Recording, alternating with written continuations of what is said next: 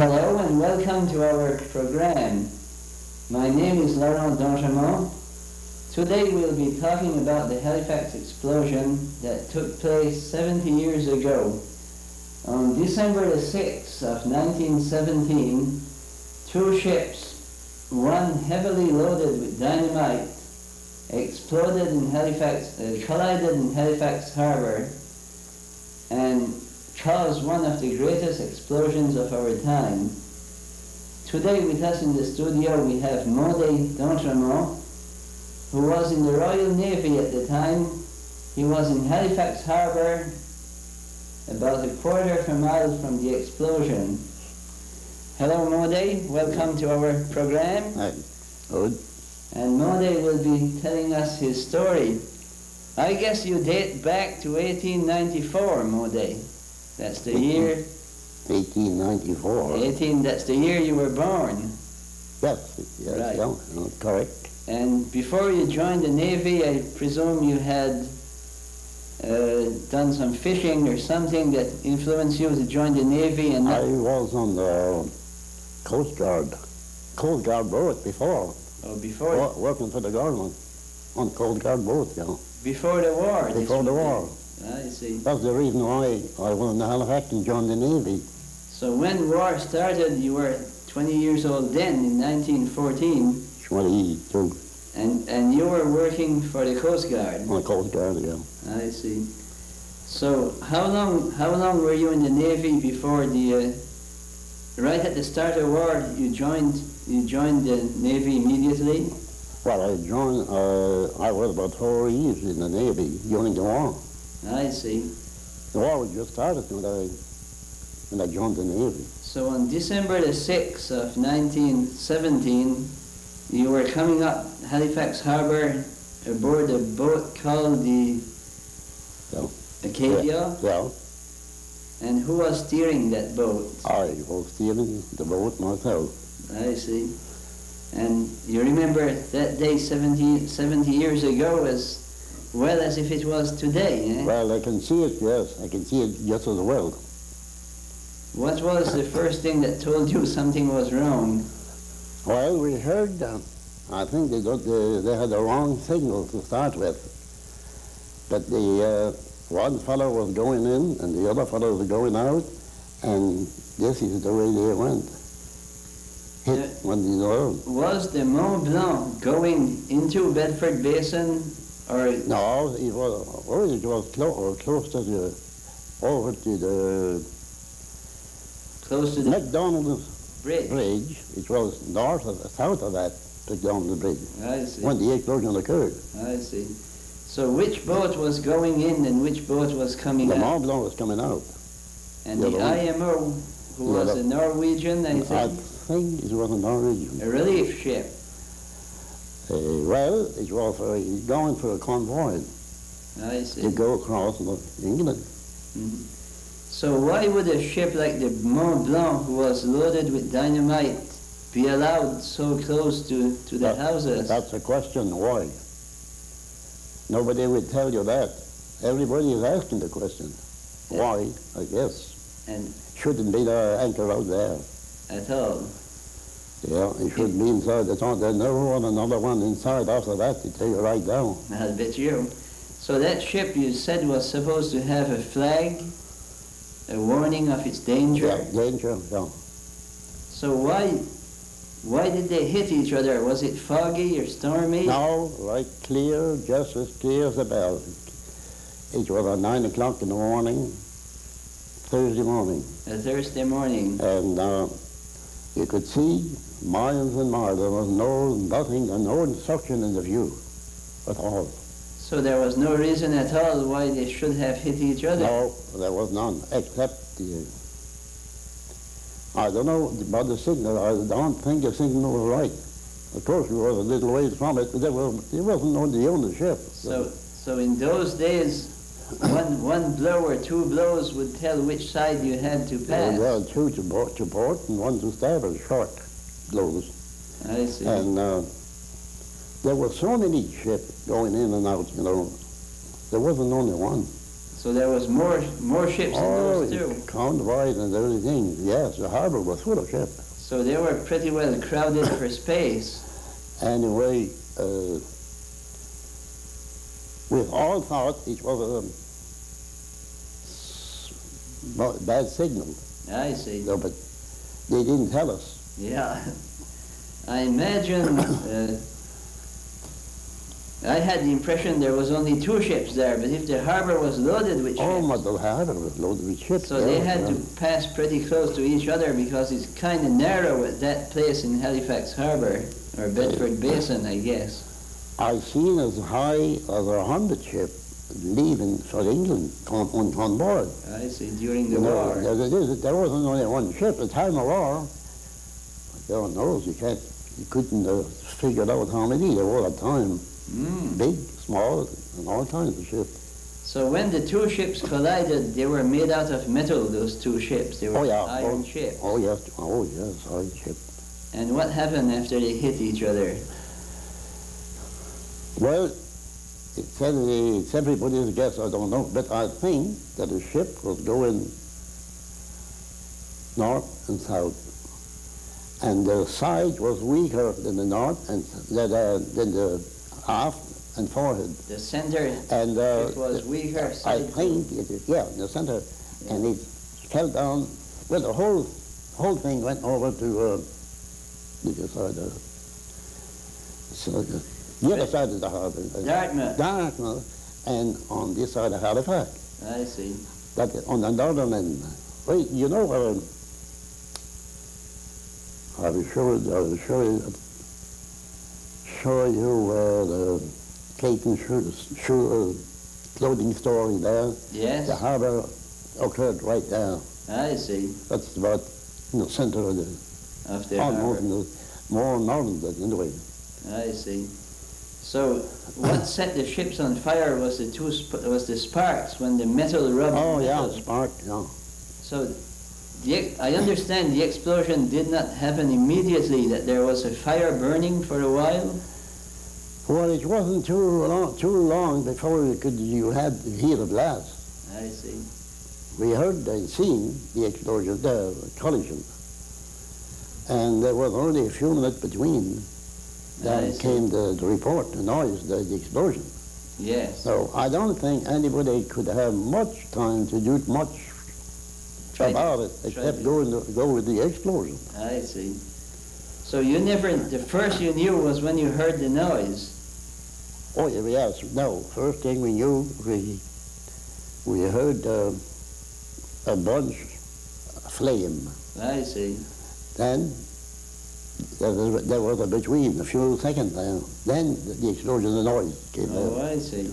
Uh-huh.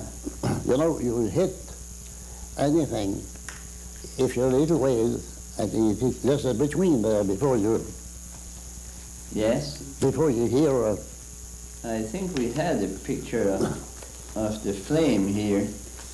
So what you saw was a great big flame in the air, just burning in itself.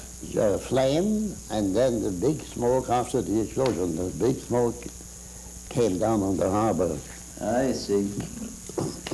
There was a picture in one of these of that big flame, but I guess.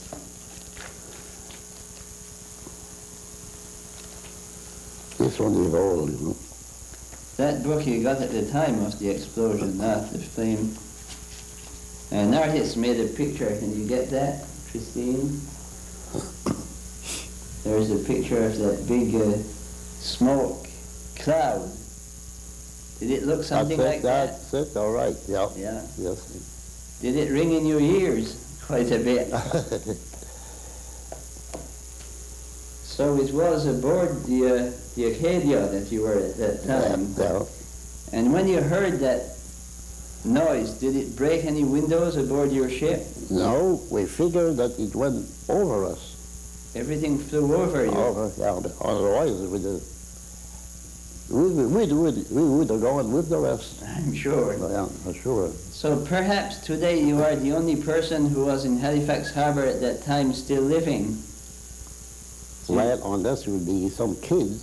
I was only 21 then, and no, I mean... I was the youngest one aboard the ship at the time. Yes. I mean, you're probably the only person who was in the Navy at that time in Halifax Harbour still living. I imagine that I don't know any others. They tell me that there was a big wave after the blast. Well, there must have been something who threw those ships on the beach. Yes. It took one of them, a 10,000-ton ship full of grain, and he threw it on the beach on the darkened side. You could walk, at low water, you could walk around it. Right around the ship? Yeah, and the little fireboat, which wasn't too late either, who started to go for the fire, that one went right up on the beach.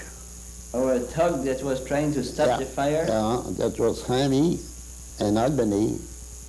It was killed right there. People from West Pubnico? Yeah. Who were killed there? Yeah. So they never reached the Mont Blanc, it exploded? Oh, no. It exploded. And you tell me that afterwards there was no parts of the Mont Blanc that could be found except small pieces on the Halifax? Small pieces of that long, all twisted around. On the Halifax and Dartmouth side. Yeah. They tell me that the next day the weather was bad in Halifax. A regular snowstorm and cold. You couldn't hardly see anything. Everything was freezing. Was it the snowstorm that killed the fire that was burning? Or? Well, no. It did, yes, some, but the fire started on the north side, the other side of the dockyard, north of it. I see. And it was coming this way. I'll bet you it was a half a mile of fire all along buildings and everything else. Well, I'll be darned. And I don't think we had many explosions worse than that since those days. That was the biggest one at the time of the world. I see. Yeah. The atomic bomb would have been the next worst one, probably. They tell me that to the entrance of Halifax Harbour there was nets. Do you know anything about that to stop submarines? I know all about them. I see. Yeah, there was nets, just the same as a net, fish net. Yes. Except the block that carried the net up, keep the net up. They must have been about 5 feet long. And about 4 feet and they were wide, this way. Was it wood? About that deep, I suppose. Wood. Wood blocks. Yeah, and the net was fastened on that. Well, you were big enough that you would carry 2 men on the block. Easy. Oh, I see. Yeah. And how far down would this net go? Right to the bottom? Not right to the bottom, but very close. And there was 2 boats. We were on one side, and there was another one on that side there, and there was a gate here. This fellow would open the gate. I see. For a ship to come through. Yes. And this fellow would, with a winch, open the winch, the gate back again, close after the. Oh, I see. After the ship goes in. It was never open except when the ship goes through. Was it at this gate that you told me one time you fell asleep? That's on the gate, yes. Could you tell us about that one, when you were on guard duty and... No one ever knew. No one ever knew. So the first thing you noticed, there was an examination boat outside about 4 or 5 miles. Outside the low point, Sydney. I see. And the cannon was on the low point, what we call coming in the harbour. Yes. And we had a telephone from them to our ship. I see. And there was an Asian boat outside, maybe 4 or 5 miles. I see. And maybe not so far because he could signal to this boat here, to the cannon there. They had to big gun. Ask permission to come in, you mean? Yes, and the officer, one officer would go aboard the boat and find out what was aboard. I see. Then he gave them the signal. They never was the same all the time. Just no signal, no 2 signals were the same. Oh, it was a secret code. Yeah, it was secret. Then they would telephone, this fellow with a flag, talk to the battery. Yes. The battery would telephone to us what ship is coming in, the name, where from, and what on the board, and everything else. And we, when they come to our gate, they have to stop. I see. And we asked aboard the same thing to the ship. The ship didn't know that we knew what you had. Oh, I see. Now, if everything was okay, it was all right. But if anything was wrong, he didn't say the same story if he told the officer outside you wouldn't let that him there in. was something that was going to be an explanation. I see. So I don't think there's only one warship from England that had to turn around. He wouldn't take a signal. I see. And they shoot right across the bow, right, very close to the bow. Imagine. So he had to turn right back and take his signal. I see. But one time you said you had dozed off. Oh, it was about 3 o'clock in the morning. I see. Phew, what I was sleeping. And the first thing you noticed, one ship had gone right It in. was just about going this way. I looked this way. So how did you explain that to your quartermaster or whoever the boss was? I didn't explain it to nothing. I had a logbook to fill. Yes. I knew what was in the ship. I knew where the ship was going. I knew where it was from, and the name of the ship. I see. So I had that. And there was 2 sailors on deck. Yes. We used to tell them what light to put on. Oh, I see. So I told them what light to put on. I was wide awake then. Yeah, I But bet. boys, I dove off. I didn't. So you dozed off, and the first thing you noticed, the steamship had gone right well, in. I was supposed to give that ship You go ahead. the where to anchor. I see. The next morning, the old lieutenant came along, and he looked at this. He says,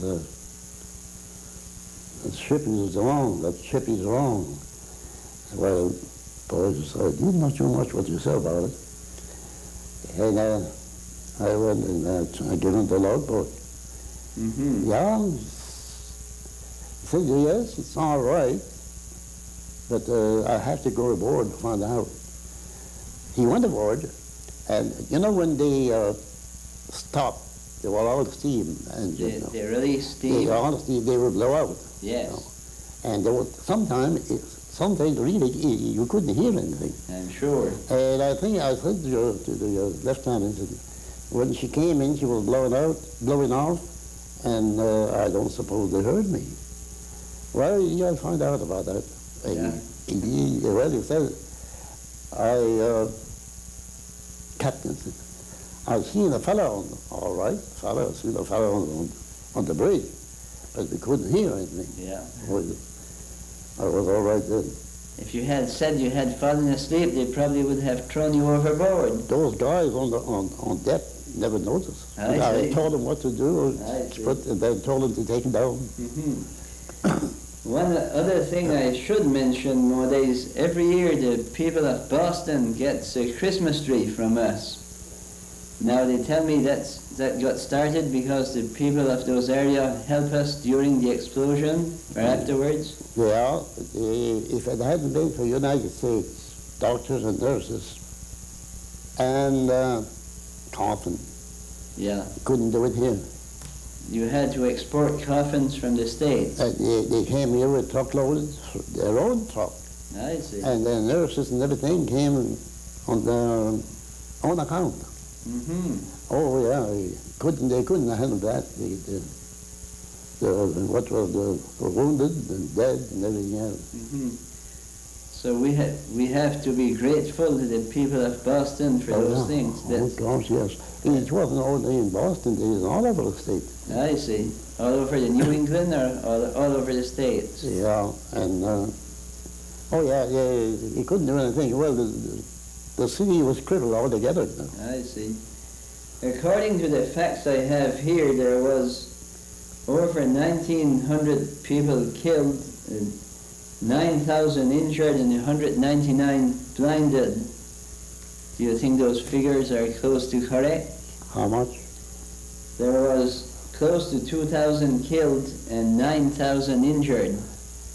Well, it was not too far, I don't suppose. And there was 200 blinded. I know that they said they had 2,000 coffins and they all went down the grave. I see. Yeah, so those figures could be quite clear. I also read in this book, the town that died, that church bells would ring for 60 miles away on account of the explosion. Have you heard that? No, I didn't, but maybe they did. Some people told me they could hear the blast in West Pubnico. Do you agree with that? Well, lots of them say so. Yeah. But, You were too close to know that. I was too close for that. So you felt that everything went right over your boat. The only way that, otherwise you would have passed right through the glass and everything else. Yeah. I see. We were too close for comfort. But I'm sure. we didn't know. I'm sure you were. We didn't know that everything was going to happen like that. Mm-hmm. You tell me there's still, or somebody told me there's still a big hole in Bedford Basin where Still a big hole, Tad. your son. Yeah, went over, they got a boat from the Navy, and they had a sonar onto it. I see. And when they came back to the explosion there, he said, it's a great big hole, you would never think how big it is. He showed everything down on the chart, you know. And it never filled after 70 years? Well, it must have filled some, a little bit anyway, but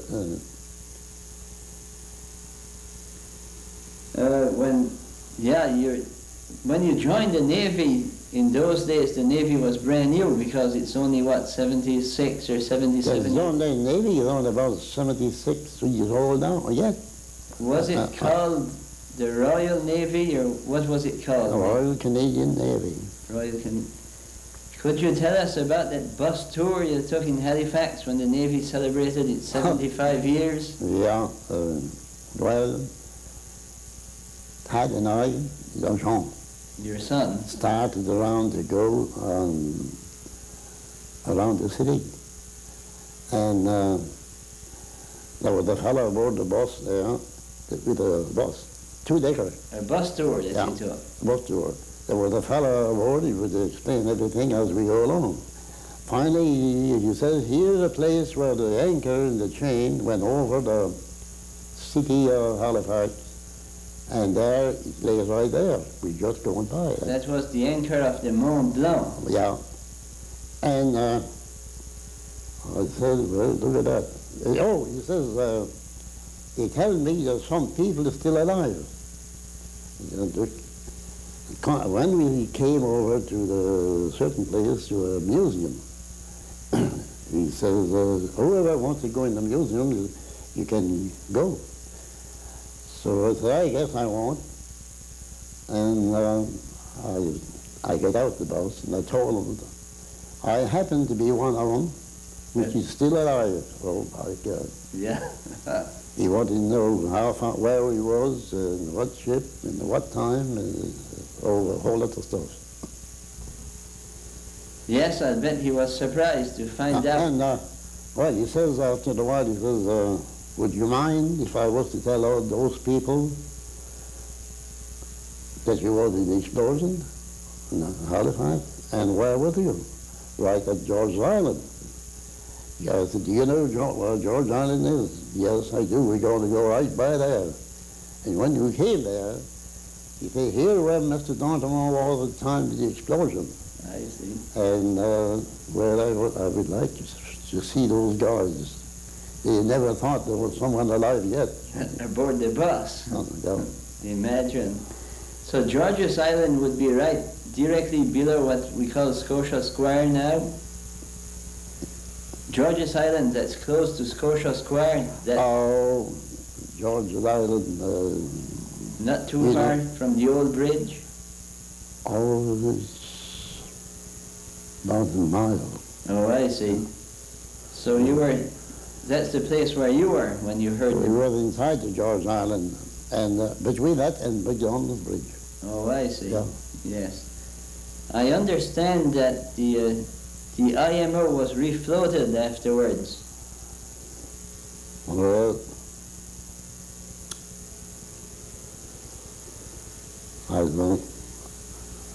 I don't see there wasn't anything left to refloat that. It was damaged beyond that. It was all torn to pieces, both of them. Yeah, I know the Mont Blanc there was nothing left. But they was close to one into the other. Yes, yeah. Quite tight one into the other. One was going, the other one was going too. I see. I wonder how many ships in all were damaged. I suppose you saw wreckage all over the place. Well, everything was full of wreckage when they come in the harbour. Everything, pieces of houses, pieces of ships, pieces of everything, walls and everything else. Mm-hmm. So there was quite a bit of damage done on the Halifax side too. Oh yeah, quite a bit. Well, when you take an anchor and throw it over the city, about 4 or 5 miles, there was some pushing there somehow. I'm sure there was. Dynamite can be powerful. We have a little picture book here that Mande brought along that had to do with Halifax Harbour. I don't know if the camera can catch those, but here on this page it shows some of the smoke that took place. And this would be a wreckage of a house, I guess, Mande, or many houses. Many, yeah. Many houses. And here it says all about where he lives. Yes. And here that would be the train station. And this is one of the St. Joseph's Church, that every window in the church was broken, and the steeple seems to be broken too. Steeple, yeah. But the rest of the church is still standing. And these would be pictures of the fire that took place afterwards. And this one is a picture of the snowstorm and some of the damage. This would be the schoolhouse with all the windows broken. And some more picture of the damage. This would be one of the ambulance of 1917. And some old cars that were torn apart too at that time. And other damaged pictures. And this is a sad picture with whole rows of coffins. Those coffins came from far away as Boston, you say? Yeah, from Boston. So did they have many problems to identify all those people, or were some never found? Here, in one place, he said already, I don't know if he said how many, but there was unidentified those there, right there. They were never, it was never known whom they were. Yes, there's a picture of all the people in a makeshift morgue they had. I think it was in the school. Yeah. Well, Mande, I guess our time is all used up. We could ask many more questions, but I'm... Well, just about covered the biggest part of it. We think we covered the best part of it, then. Well, I'm glad you survived to be with us to tell us the story 70 years later. It's nice to remember this. It's nice to remember this, but you never forget anything like this. So you remember that 70 years ago as well as if it was yesterday? Oh, yeah, I can see it like all the time. Okay, well, this is our time for today. So, Mande, thank you very much for being with us, and we'll thank you people at home for watching the program, and also our thanks to Seabreeze Cable and Christine for taping this. So, see you later. I won't be any younger. You won't be any younger, eh? Younger. No?